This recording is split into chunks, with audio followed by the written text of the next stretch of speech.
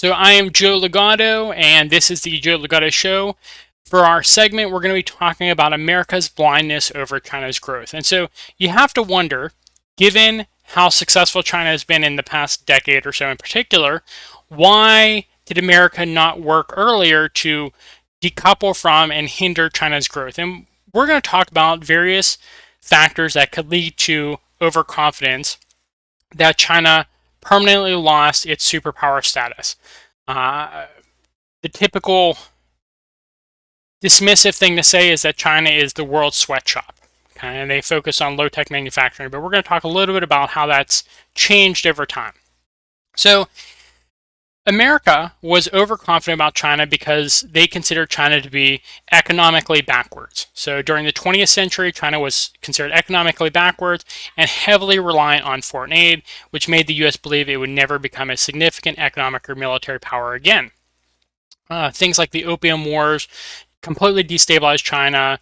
Things like food shortages, famines completely destabilized China, caused tens of millions of deaths, etc., etc. In terms of political turmoil, China experienced political turmoil during the 20th century, including the Cultural Revolution and other internal struggles, which made the U.S. believe that China was too preoccupied with its internal affairs to pose a significant threat to the United States. And so, something to think about, something to consider, is that China, as we talked about in another segment, has typically preoccupied itself with its own internal affairs, and because of the political turmoil, the problems that China had internally, the United States was confident that China would continue to focus on its own internal problems. But China started to look outwards. They came up with a vision for how they could influence the rest of the world with their Chinese civilization state. But again, going back to an earlier segment, when Commissioner Lin was talking about how China interacted with the rest of the world, China is focusing on interacting with the rest of the world and expanding its influence in a way that benefits not only China but the rest of the world. And China focuses on a term called win-win cooperation.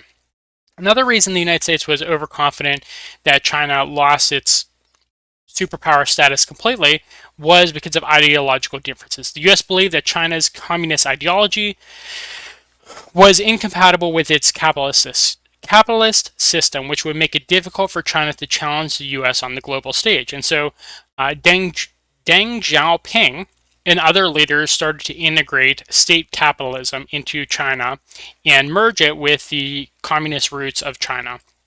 And because of the United States winning the Cold War and the Soviet Union collapsing, the United States was very dismissive. They said, well, communism can't work. You can't make it compatible with capitalism. You can't have a state capitalistic system. It's never worked and it's not going to work. Well, China figured out a way to make it work.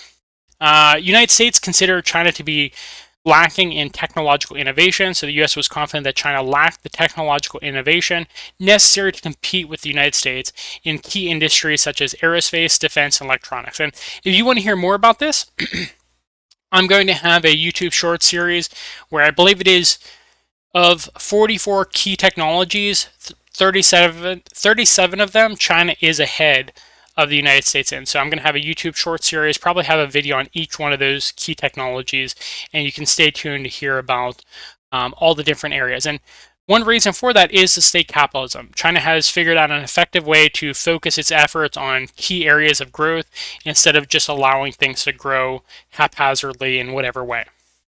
But China has clearly figured out a way to innovate. In upcoming segments, we'll talk about the amount of patents that China is filing compared to the United States in key areas like semiconductors, and China is just blowing the United States out of the water there.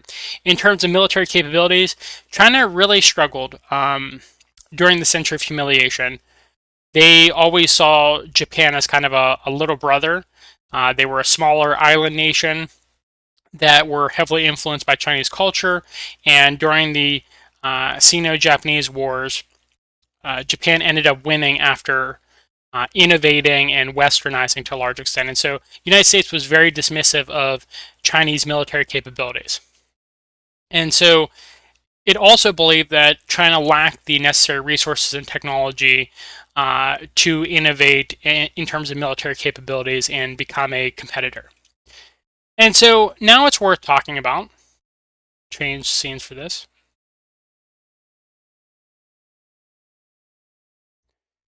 China, even a couple decades ago, while the United States was gallivanting through the Middle East, harassing various Middle Eastern nations uh, to exploit its people and extract resources, while the United States was doing that, China was focusing on going from what we would consider a low-tech manufacturing country, where people are doing everything manually, but they're making things, to a higher tech manufacturing country, to a very high tech manufacturing country. And they're doing this because of demographic changes. Fertility rate all across the world has been declining. And due to that, even though China has a very large population, it's an aging population, very similar to America. And China has to consider what are they going to do about that. And so what they're deciding on doing is they're moving more and more towards robotics, artificial intelligence, automation to solve their problems. And we have a short video we can watch on that. Here we have a video on China. And there's no audio for this, but it's not needed. So this is China's first fully automated port. You see here, Rizal City, 2021. First side loading and parallel layout, fully automated container terminal in the world.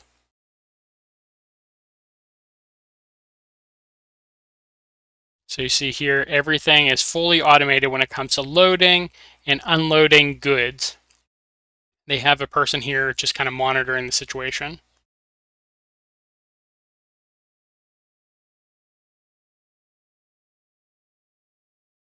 So it only takes the overhead crane driven by a remote automation operating system about 2 minutes to move a container from a cargo ship to a truck. So you see the remote automation here.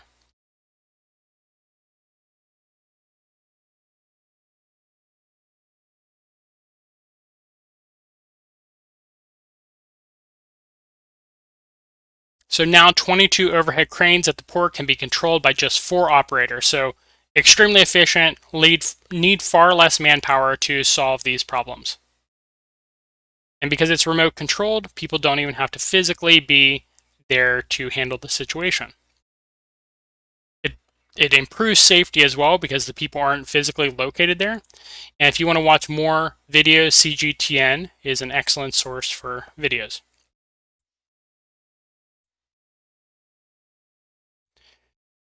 So we see that China has very quickly and seamlessly improved from a low-tech to high-tech manufacturing country and is quickly overtaking the United States in various forms of robotics, artificial intelligence, and automation. And the United States, on the other hand, has been suffering from a number of problems. So while China is growing, the United States has been the one that's actually focusing on internal problems. And that's kind of funny because the United States has been overconfident because they thought China would be focusing on internal problems, but it's actually the United States focusing on it.